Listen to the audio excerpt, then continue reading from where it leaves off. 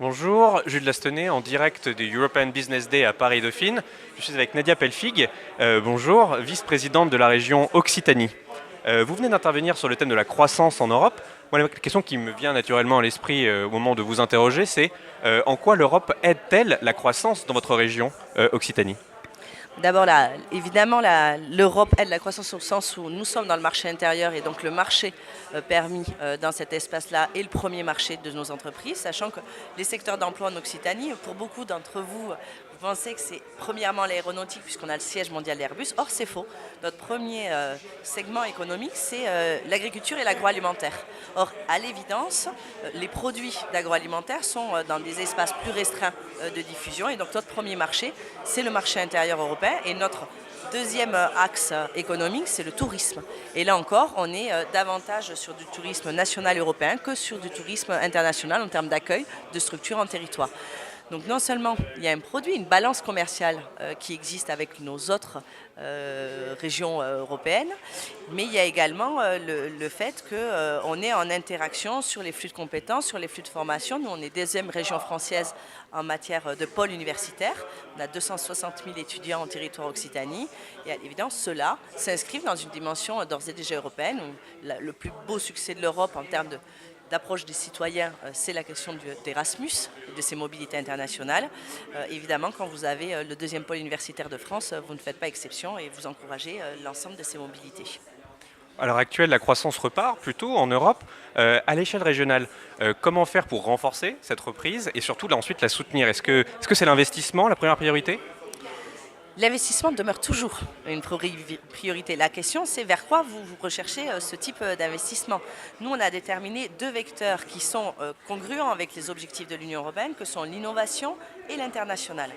Et donc, le but pour nous, c'est d'investir à destination des vecteurs dont on pense qu'ils sont leviers de croissance et donc d'emploi.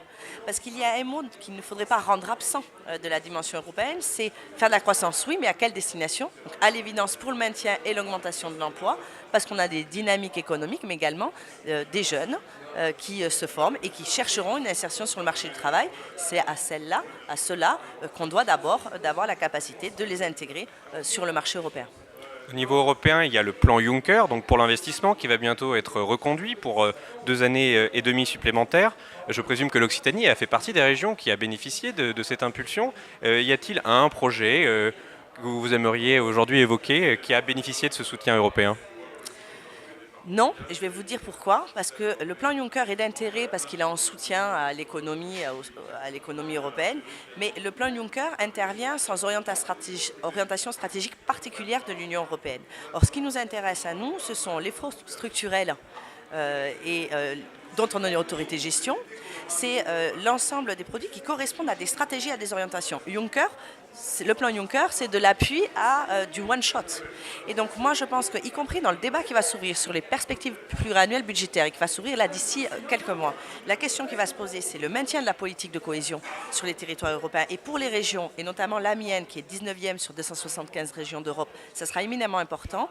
L'autre enjeu, ça sera de faire comprendre à la Commission européenne que des programmes tels que le plan Juncker ne peuvent pas supplanter la subvention, puisque dans l'accompagnement des dynamiques et le dérisquage de l'économie à l'heure actuelle, on a besoin de cette part publique pour appuyer des investissements d'avenir sur des filières qui sont aujourd'hui émergentes et donc pas matures, pour lesquelles la part privée ne se mobilise pas. Et si donc la part publique, y compris européenne, communautaire, ne se mobilise pas fortement, alors on sera supplanté demain outre-Atlantique. Donc là, il y a un rôle stratégique et donc davantage que le plan Juncker qui a un appui ponctuel. Ce qui m'intéresse moi dans la construction européenne, ce sont les stratégies à long terme et les positionnements de rang mondial de l'Europe et de notre territoire occitan, bien sûr.